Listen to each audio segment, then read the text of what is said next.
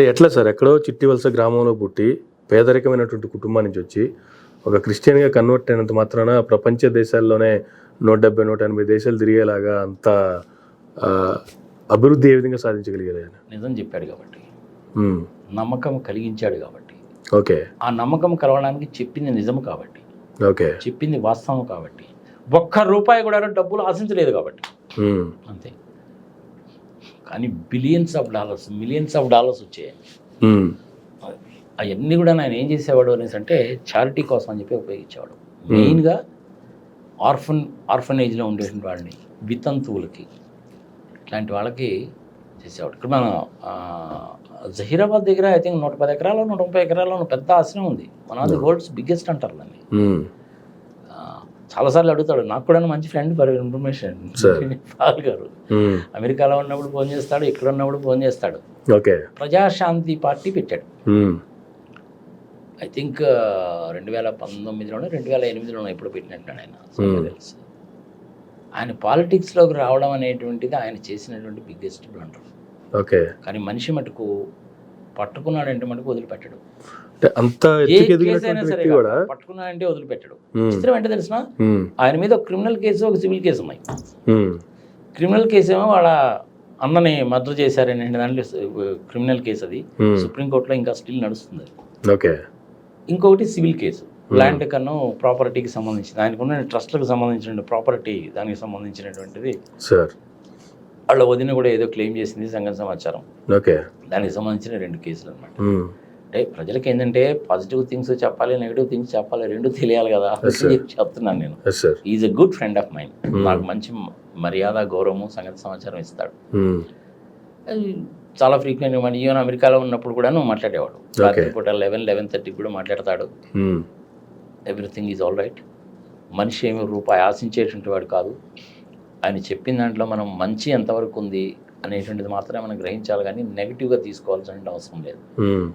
ఆయన ఆంధ్రప్రదేశ్లో, తెలంగాణలో నిజంగా ఆయన కనుక తలుచుకుంటే లక్షల కోట్ల రూపాయల ఇన్వెస్ట్మెంట్ తీసుకురాగలడు. కెపాసిటీ ఉంది ఆయన ఇప్పటికి కూడా. చాలా మీటింగ్లను, ప్రెస్ మీట్లో చెప్తూ ఉంటారు, ఒకసారి నాతో అపాయింట్మెంట్ ఇవ్వండి, మనం కలిసి పని చేద్దాము, నేను ఇన్ని లక్షల కోట్లు పెట్టుబడులు తీసుకొస్తాను అనేసి. నిజంగా కెపాసిటీ ఆయన వెళ్ళి కనుక అడిగాడు అనేసి అంటే, తెలంగాణలో ఫార్మా ఇండస్ట్రీకి మంచి హబ్బు, మీరు ఇక్కడికి వచ్చి ఒక ఫార్మా ఇండస్ట్రీ పెట్టుకోండి, చీఫ్ మినిస్టర్ గారితో మాట్లాడి మీకు ల్యాండ్ అలాట్మెంట్, ఇన్సెంటివ్స్ ఇప్పించే బాధ్యత నాది అంటే 2,000 కోట్లు 3,000 కోట్లు ఇన్వెస్ట్మెంట్ చేయడానికి రెడీ ఉంటారు. ఈవెన్ మన టెస్లా ఉందా, ఎలాన్ మస్క్కి సంబంధించిన టెస్లా ఉందా, నాదండి రెస్పాన్సిబిలిటీ, మీరు వచ్చి హైదరాబాద్లో పెట్టండి అంటే ఎలాన్ మస్క్ తోడు కూడా మాట్లాడే అంత కెపాసిటీ. కానీ ఆయనకి ముందే ఏం చెప్తారంటే, ఈయన నిజంగా ఎలాన్ మస్క్ని వెళ్ళి నేను కలుస్తాను అని కనుక ఈయన కనుక చెప్పాడు అంటే, దానికంటే ముందు వీడితో పనికి వాడండి, వీడు పిచ్చాడండి, భలేవాళ్ళు, మీరు అనవసరం టైం ఎందుకు చేసుకుంటారు ముందు ఆయన చెప్తారు. అది దేనికి చెప్తున్నారంటే, ఇంతకుముందు ఈయన దగ్గర నుంచి డబ్బుల రూపంలో, ఆస్తుల రూపంలో, చోట్ల రూపంలో, ఓట్ల కోసం అని చెప్పి ఫుల్గా వాడుకున్నారు. ఆయన ఫుల్గా వాడుకున్నారనమాట. ఆ విషయాలన్నీ ఎక్కడ బయటికి చెప్తాడోనని ఈ విధమైన ప్రచారాలు చేశారు ఆయన. మరి ఇది న్యాయమా, ధర్మమా అనేది ప్రజల విజ్ఞతకి వదిలేద్దాం. ఆయన నమ్ముకున్నటువంటి జీసస్ ఆయనకి ఏదో ఒక రోజు న్యాయం చేస్తాడు. నేను హిందూని అయినా కానీ ఆయన నమ్ముకున్న జీసస్ని ఎవరినైతే నమ్ముకున్నాడో జీసస్ ఆయన న్యాయం చేస్తాడు. ఏదో ఒక రోజు మళ్ళీ ఆయన గతంలో ఉన్నటువంటి పొజిషన్కి రావడం మనకు గ్యారంటీ.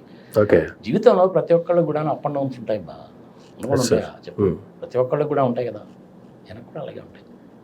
చాలామంది అడుగుతారు, మీకు మంచి ఫ్రెండ్షిప్ ఉంది కదండి, ఏందండి ఎంత మాత్రం ఉంటుందండి, ఆయనకి ఆస్తి ఎన్ని కోట్ల ఆస్తి ఉంటుందండి అంటారు. ఇదిగో నీకు ఏమైనా బుద్ధి జ్ఞానం ఉందా లేదా, ఆయనకి ఎన్ని కోట్ల ఆస్తి ఉంది సంగతి సంవత్సరం నీకు నాకు అవసరమా?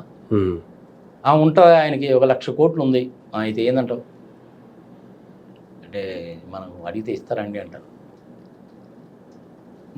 నీకు ఇలాంటి దిక్కుమాలంటే ఆలోచనలు ఉన్నాయి కాబట్టి నేను ఆయన నెంబర్ అడిగినా కానీ నేను చాలామందికి ఇచ్చేవాడు కాదు. ఇదేం బుద్ధి అండి, నాకు అర్థం కదా. అది ఆయన సపోర్ట్ చేస్తే మనకి ఏమైనా ₹1,00,000 ఇస్తాడండి, ₹1,00,000 ఇస్తాడండి. నువ్వు అలాంటి అడక్కు. నేను ఏదన్నా ఇండస్ట్రీ పెట్టుకుంటున్నాను, ₹1,00,000 కావాలి, ఒక 100 మందికి ఎంప్లాయ్మెంట్ వస్తుందేనో సహాయం చేస్తాడు.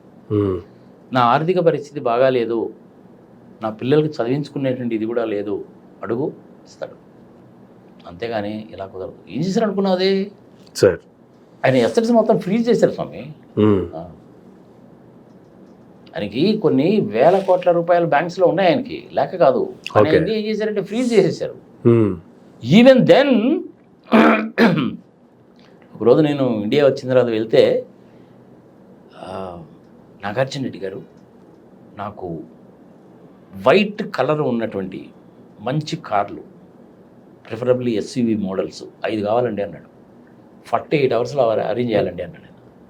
వైట్ కలరే కావాలన్నాడు. అది మహేంద్ర అయినా పర్లేదు, టాటా అయినా పర్లేదు అంటే హైదరాబాద్ మొత్తం వెతికితే 2 దొరికినాయి. 2 ఉన్నాయంటే 2 తీసుకున్నాను. తర్వాత 3 అనేటువంటిది మళ్ళీ ఒంగోలు నుంచి అక్కడి నుంచి మొత్తానికి 5 కార్స్ ఓకే మహేంద్ర వాడి. మరి ఎక్కడి నుంచి వస్తాయని డబ్బులు అంటే ఫోన్ కొట్టాడంటే వచ్చేస్తాయి అంతే. ఇప్పుడు ఆయన సుప్రీంకోర్టులో కేసులు పెడతాడు, ఆంధ్రప్రదేశ్లో తెలంగాణలో కేసులు పెడతాడు, ఆంధ్రప్రదేశ్లో కేసులు పెడతాడు, రాష్ట్రం అంతా తిరుగుతుంటాడు, మీటింగ్స్ పెడుతుంటాడు, ఆయనకు ఆఫీసు సంగతి సమాచారం ఉంటుంది, మధ్య మధ్య అమెరికా పోయి వస్తుంటాడు. మరి డబ్బులు ఎక్కడి నుంచి వస్తాయి? ఫోన్ కొడితే డబ్బులు వస్తాయి. ఓకే ఎవరికైనా సరే, ఈవెన్ బిల్ గేట్స్ కావచ్చు, లేకపోతే ఇంకొకరు కావచ్చు, ఒబామా కానీ, బిల్ గేట్స్ కానీ, పెద్ద పెద్దవాళ్ళు కానీ, చిన్న వాళ్ళు కానీ, ఎవరికైనా చెప్పుకోక ఇస్తారు. అది నాకు $1,00,000 అవసరం ఉందండి, this is what I want to do it అంటే this is what I want to do it అని కూడా చెప్పాల్సిన పని లేదు. ఐ రిక్వైర్ $1,00,000 అంటే వితిన్ 10 minutesలో వస్తాయి. అంత కెపాసిటీ ఉన్నటువంటి మనిషికి తెలంగాణలో నేను ఇండస్ట్రీ పెట్టుకోవడానికి పలాని వ్యక్తిని కావాలండి అని రేవంత్ రెడ్డి కానీ ఇంకోటి కానీ అడిగితే చేయలేడా? నాకైతే నమ్మకం ఉంది చేయలేడు. అది సాఫ్ట్వేర్ కంపెనీ కావచ్చు, ఫార్మా కావచ్చు, టెక్స్టైల్స్ కావచ్చు, ఆటోమొబైల్స్ కావచ్చు, ఏదైనా సరే. కాదంటే ఏంటంటే ఇది పిచ్చోళ్ళు చూసినట్టు చూస్తారు, అదే వచ్చిన ప్రాబ్లం. ఎందుకని సార్ అంటే టెస్ట్ చేయాలి కదా. ఆయన ఇంతకుముందు 2-3 సార్లు అడిగారు ఇది ఈ గ్లోబల్ పీస్ మిషన్ అనేటువంటిది చారిటబుల్ థింగ్ అయినా కానీ తెలంగాణలో ఇండస్ట్రీస్ని పెట్టించడాని కోసం సమ్మిట్ పెడతానండి అంటే పర్మిషన్ ఇవ్వడం ఆయన. ఓకే మీటింగ్ పెట్టాడంటే మనకు 10,000 మంది వస్తారు గ్యారెంటీ. కొన్ని చోట్ల మీటింగ్లు పెట్టినప్పుడు 10 లక్షల మంది వచ్చిన ఉన్నాయి. అసలు అమెరికాలో 10 లక్షల మంది రావడం అంటే ఆశ్చర్యం తెలుసా నీకు? ఇప్పుడు ఆస్ట్రేలియాలో, అమెరికాలో, యూకేలో ఇట్లాంటి చోట్ల క్రికెట్ మ్యాచ్ కనుక పెడితే 10,000 మంది వస్తే చాలా ఎక్కువ. అట్లాంటిది మీటింగ్ మీద లక్షల్లో వచ్చేవాళ్ళు జనాలు. అలాంటి వ్యక్తిని ఇంత దారుణంగా మన టీవీ ఛానల్స్లో చేయడం అనేటువంటిది చాలా అన్యాయము, అక్రమము. ఇంకా దానికి ఇంకో ప్రత్యేకమైన పదం ఏదైనా కనిపెట్టాల్సిందే నాయము అంతే.